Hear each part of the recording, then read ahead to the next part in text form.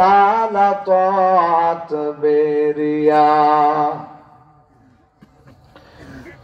মাইলে মুমিন সুয়ে মুমিন মিশাওয়াত মাইলে কাফের সুয়ে কাফের মিশাওয়াত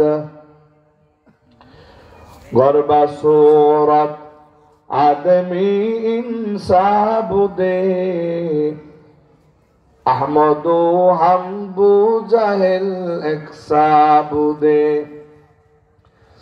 अल्लाह अल्लाह क्या मुबारक नाम है अल्लाह अल्लाह आशिकों का काम है तो ज़बान खुले जिक्र करूं ला इलाहा इल्लल्लाह ला इलाहा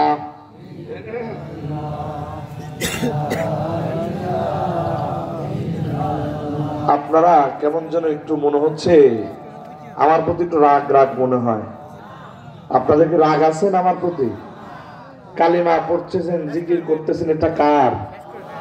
তো এটা এত আস্তে কেন বাজান? একটু জবান খুলে বলেন লা ইলাহা ইল্লাল্লাহ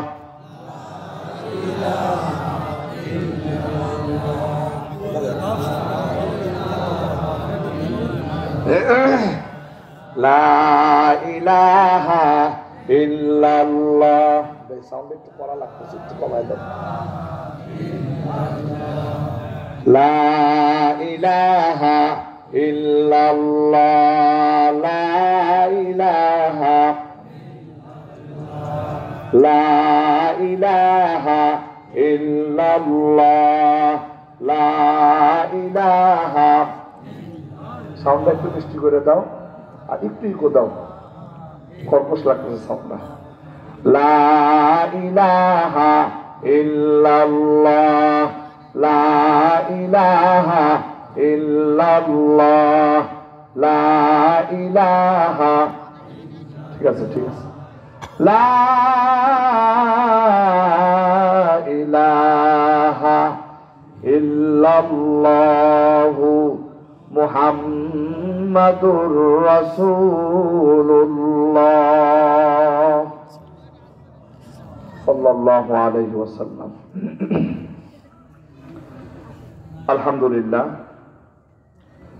বাগদিয়া রংধনু যুব সংঘ কর্তৃক আয়োজিত নবম বার্ষিক তাফসীরুল কোরআন ও ইসালে সোয়াব ওয়াজ মাহফিল আজ 24শে ফেব্রুয়ারি 2025 রোজ সোমবার। আজকে সভার মুহতারাম সুযোগ্য সভাপতি, আজকে সভায় আমন্ত্রিত হযরত উলামায়ে কেরাম বুজুর্গানে দ্বীন ও উপস্থিত আমার সারে তাজ হযরত উলামায়ে কেরাম এবং আমার সম্মুখপানে উপবিষ্ট আমার ধর্মপ্রাণ মুসলমান ভাইয়েরা, পর্দার আড়ালে অবস্থানরত আমার সম্মানিতা মা ও বোনেরা, সকলকে জানাচ্ছি আমার আন্তরিক মুবারকবাদ ও অভিনন্দন। সর্বোপরি শুকরিয়া জ্ঞাপন করছি সেই মহান মালিকের দরবারে, যিনি আমাদেরকে এই মুবারক মাহফিলে আসার এবং বসার তৌফিক দান করেছেন।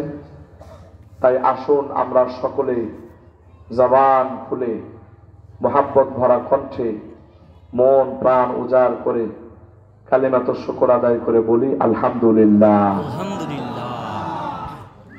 আমার পূর্বে বয়ান করেছেন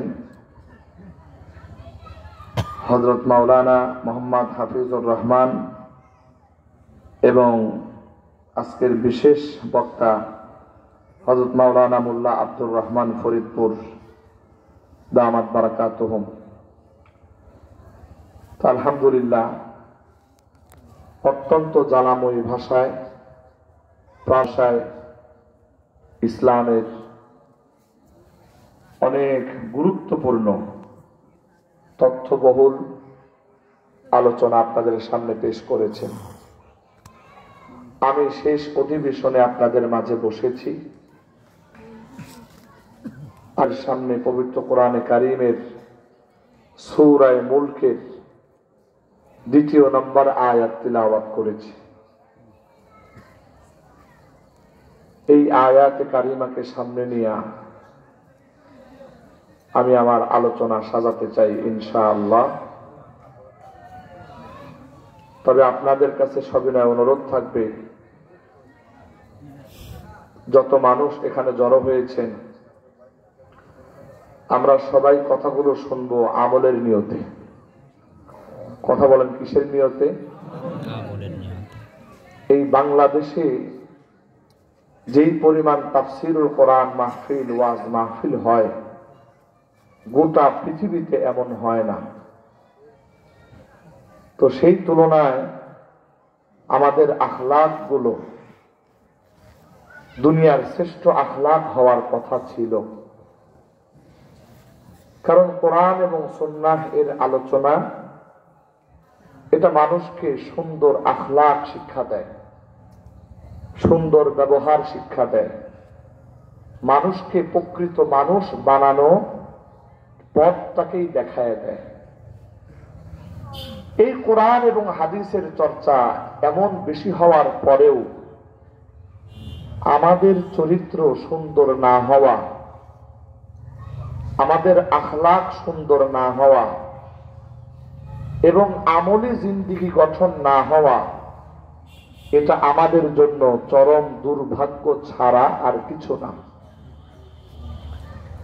তবে এটার জন্য সংক্ষিপ্তভাবে 2টা বিষয় আমি চিহ্নিত করেছি।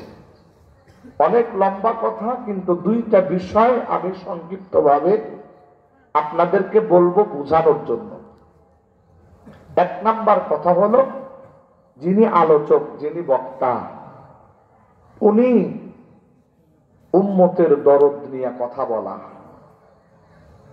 উম্মতের দরদ নিয়ে যদি কথা বলা হয় তাহলে তার দিল থেকে যত কথা বের হবে এই কথাগুলো উম্মতের জন্য ফায়দা হবে। কথা ঠিক কিনা? কিন্তু বাস্তবতা হলো আজকে আমাদের দেশে অধিকাংশ মাহফিলগুলোতে ওয়াজ নসিহত যেগুলো হয়, বিশেষ করে মনে কষ্ট নিয়েন না, আমি আপনাদেরকে বোঝানোর জন্য বলছি, উম্মতের দরদ নিয়ে কথা বলার ওয়াইজ এবং বক্তা সংখ্যার বড় অভাব। এই জন্য 1 নম্বরে মানুষের ভিতরে হেদায়েত জিনিসটা আসে না। অথচ আমার নবী সাল্লাল্লাহু আলাইহি ওয়াসাল্লাম উনি উম্মতের দরদে কথা বলেছেন। এজন্য কম বলেছেন, কিন্তু উম্মতের ভিতরে এটার প্রতিক্রিয়া বেশি হয়েছে। একেবারে কম বলেছেন, কিন্তু কম বলাতেও তাদের ভিতর প্রতিক্রিয়া এত বেশি হয়েছে যে গোটা দুনিয়ার সমস্ত মুসলমান মিলেও সাহাবা আজমাইনদের জামাতের মতো একটা জামাত হইতে পারে নাই। ওনাদের আমল, আখলাক, স্বভাব, চরিত্র এগুলো স্বর্ণ অক্ষরে লেখার মতো হয়েছে। আল্লাহু আকবার বলেন। 2 নাম্বার যে বিষয়টা, সেটা হলো আপনাদের বিষয়, শ্রোতাদের বিষয়। শ্রোতাদের বিষয়টা হয় কি, যখন বাড়ির থেকে বের হয় তখনই নিয়ত করে আসে যে দেখি বক্তার সুর সার ভালো আছে কিনা, বক্তা একটু ঢং বং জানে কিনা। যদি বক্তা একটু সুর সার ভালো থাকে, ঢং বং ভালো জানে, তাহলে নিয়ত করে ফেলাই যে না, শেষ পর্যন্ত থাকবো। আর যদি বক্তার সুর সার ভালো না হয়, ঢং বং বেশি ভালো না জানে, তাহলে এই বক্তার ওয়াজ চলতে থাকে আর মাঠ আস্তে আস্তে ফাঁকা হইতে থাকে। আমি আপনাদের কাছে প্রশ্ন করি, কোরআনের কথা সুর দিয়ে বললেই এটা আলোচনা, এটা ওয়াজ, এটা তাফসীর, আর সুর ছাড়া বললে এটা কি? কথা বলেন। একই জিনিস না তো, একই জিনিস তো আমরা একইভাবে গ্রহণ করতে পারি না, যার কারণে এটার কুফল কি হয়েছে জানেন? আজকে এই ময়দানগুলো ইলম শূন্য হয়ে গেছে। অনেক আলেম উলামা, দেশের অনেক বড় বড় আলেম উলামা ছিল, তারা এখনো আছে, কিন্তু ময়দানে তারা কথা বলে না। কেন? কারণ তারা বড় মুফতি, বড় মুহাদ্দিস হলেও জনগণ তাদের কথা শুনে না, কারণ তাদের সুর নাই। এটার কুফল কি হয়েছে? এটার কুফল হয়েছে যে এখন এই ময়দানগুলো বেশিরভাগ ইলম শূন্য হয়ে গেছে। ময়দানের ভিতরে আর রুহু জিনিসটা নাই বললেই চলে।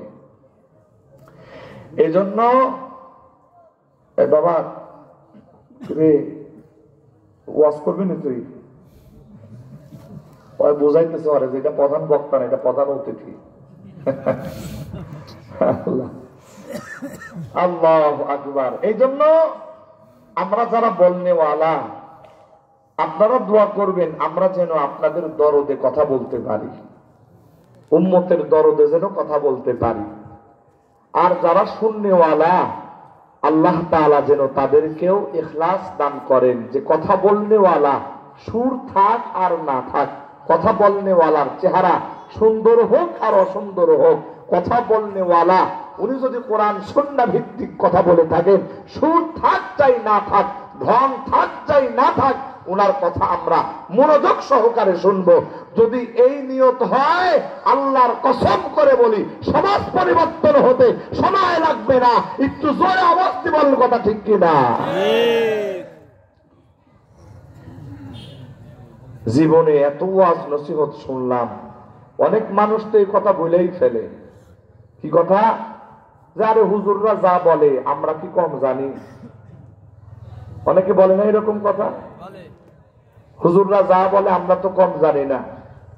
ওমিয়া আসলে জানলেই যে কামিয়াব হবেন না, বরং মানার মধ্যে হলো কামিয়াবি।